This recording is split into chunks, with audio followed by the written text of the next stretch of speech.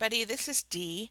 I just wanted to share a couple of tips about the new lesson plan format that I'm using.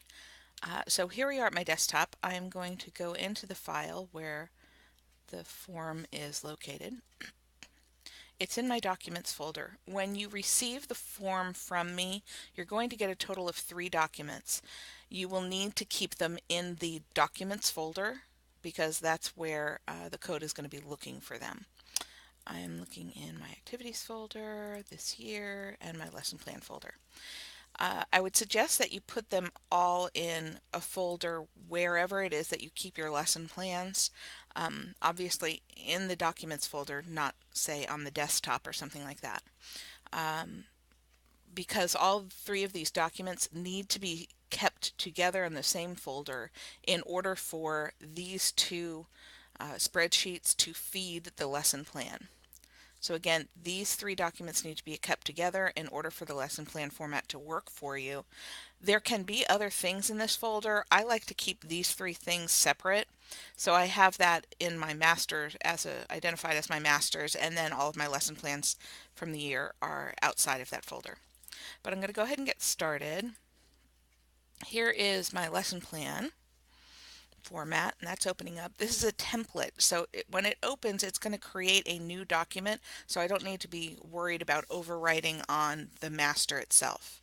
So here is the document. It's a 1-page. It's pretty short because it will obviously lengthen as you add things to it. We have here a place to enter the date, and that's going to come from a calendar selection. This is my lesson plan, let's say for today. The grade level was 2nd grade today. When I click when I click off of this, probably in this box or elsewhere, I'm going to get a suggestion, or not. I'm going to reselect that just so I get that selection. Whether or not I want to add a new row. I can say yes to that. For example, if I was doing my Monday lesson and I'm repeating it on Tuesday, I might choose the next date. If I was doing 5th grade, then 4th grade or something like that. And I can select multiple dates and multiple grades for this particular lesson. That's not actually true of this lesson. Now, when I don't need any more, I can just say no. That's not actually true for this lesson, so I'm going to delete those, but I wanted to show you that that's a possibility. Let me get rid of those for us. Nope, still don't want to add a new one. I'm going to delete those. And actually, I can't delete the cells. Yay! So I will go back and do that afterwards. So I'm going to delete those after. The activity title, today we're working on creature creations and using the morphological matrix. There we go. This is kind of the thing that I'm totally geeked out in love with. Here I can choose one of the areas from the frameworks, let's say problem solving, and it will be fed by those spreadsheets to give me the kind of overarching I can statements and that major by graduation statement. I'm just going to go ahead and select that for now. Then it will feed me the gifted standard statements for just problem solving. And I know it looks like a lot of text up there, and indeed it is, but these are just the I can statements for problem solving. And the lower on the list are primary, so you see a collection there that are primary, which stops about here. And then above that, we see intermediate, beginning with novice, then going up to intermediate, apprentice, proficient, and distinguished. So you have the ability to choose an item there. I'm going to choose primary. Many varied and unique solutions to a simple problem. Again, when I click off of this, I'll get an option for another row. Let's say perhaps I wanted to add more than one problem solving.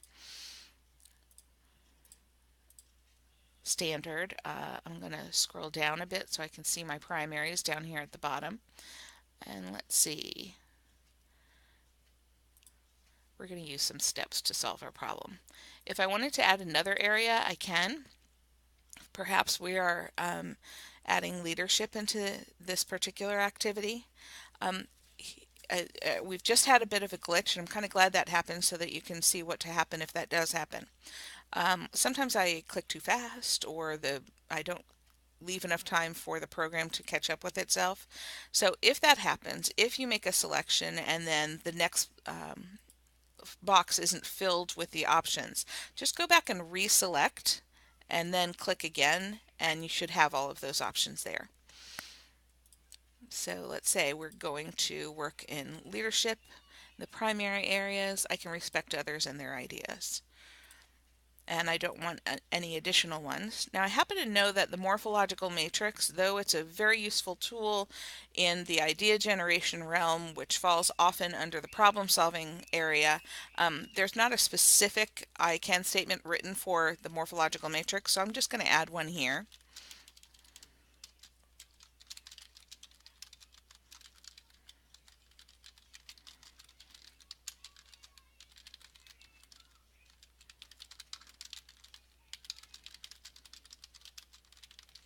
So I've added that one. Then I have my instructional procedures, and these are really the meat of the lesson plan. These are the steps that I'm going to be taking. I've actually already typed these out just to save time in making the video so you didn't have to watch me type all that. So I'm just going to add those in here. So you'll see that within the format you can add quite a bit. Oh, sorry, I just did that wrong. Get that out, and there we go. Okay, so I now have content in my introductory activities, my learning tasks, and my wrap-up. I then have a space for materials, art, building, robotics, tablets and phones, breakout. For this particular task, I need to have some copies available, the morphological matrix in particular. I need to have computer lab time signed up for in order for the kids to do the art follow-up, the wrap-up. For assessment notes, a description of the learning product that the kids will be creating. It will be a completed morphological matrix. That's what they're doing. That proves that I can tell that they can do the work that we're working on together. We won't be doing any reflection, but this is what I would consider a work sample. No notes for that. Support for non-negotiables. Here at Lake Sibelia, these are 3 areas of non-negotiables, and wherever I can, I'd like to support classroom teachers in their use of academic notebooks, support for science vocabulary, and collaborative strategies. So we will be using some collaboration in this activity that we'll be working on. The Marzano elements, I know that's an element that many administrators require teachers to have identified in their notes. In their lesson plans. I haven't selected all of the Marzano elements here because not all of them fit for use in a lesson plan. So I kind of focused on those 3 main domain areas. And then, let's see, this is definitely working with new content, and we'll be processing that content together, that use of the morphological matrix. We'll also be using a particular engagement strategy, which is the kids receiving a pretend letter from another source asking for help. For ESOL and ESE strategies, we have several checkboxes here that you can select, as well as other. In this particular group, I don't have any ESOL or dual identified ESE students. So that's it. That's how it works. Now, because this is a template, when I close out of this, or when I save this, it's not going to save on the master. I just close out, and it prompts me to save it. And I'm going to save that into my activities folder for this year, and in my lesson plan folder. Again, this is where I keep the masters by themselves, and then this is the lesson plan for 10/18/17, and I like to make myself a little note about what's in there, so I don't have to kind of guess. And that's it. That's how it works.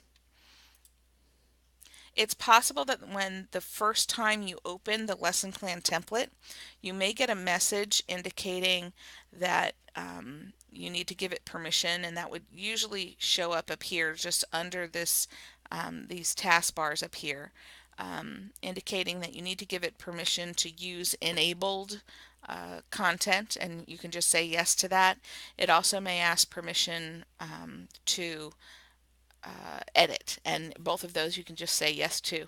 Eventually it will stop asking you that, but your first few times it may ask you that, and that's just fine. If you have any questions, don't hesitate to give me a call. Thanks so much.